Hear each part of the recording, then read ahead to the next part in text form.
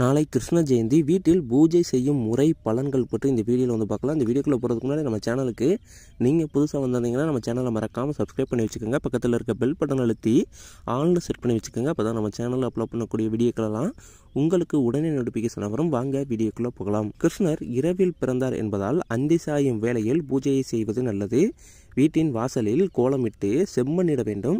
கண்ணனை குழந்தையாகவே பாவிப்பதால் சின்ன சின்ன பாதங்களை வாசலில் இருந்து இல்லத்தின் உள்ளே வருவது போல பாதங்களையே கோலமாக வரைந்து பூஜை அறை வரையில் கொண்டு செல்லலாம்.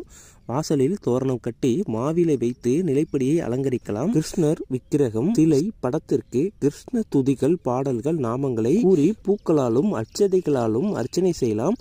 அவரவர் வேண்டுதல்களை மனதில் நினைத்து வழிபட வேண்டும். உலகத்தில் உள்ள அனைவரும் சுகமாக வாழட்டும் என்று வேண்டி பூஜையை நிறைவு செய்ய வேண்டும்.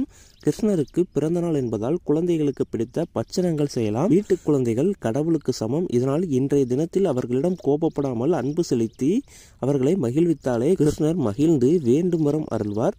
குழந்தைகளுக்கான பட்சணங்களை செய்யும்போது கூடவே வெள்ளச்சீடை, உப்புச்சீடை, கைமுறுக்கு, தட்டை, தேங்காய் பருப்பி, திரட்டுப்பால் என பல வகையான பட்சணங்களை செய்யலாம். இதில் நம்மால் இயன்றதை கண்ணனுக்கு படைத்து வேண்டிக் கொண்டால் அவர் நம் கவலைகள் யாவையும் தீர்த்து வைப்பார் என்பது ஐதீகம். இல்லத்தில் சக சந்தோஷங்களும் சௌபாக்கியங்களும் நிறையும். இந்த வீடியோ உங்களுக்கு பயனுள்ளதாக இருக்கணும். இந்த வீடியோ உங்களுக்கு பிடிச்சிருந்தால் லைக் பண்ணுங்க, ஷேர் பண்ணுங்க, கமெண்ட் பண்ணுங்க. நம்ம சேனல் மறந்துடாம சப்ஸ்கிரைப் பண்ணி வச்சுக்கோங்க. தேங்க்யூ.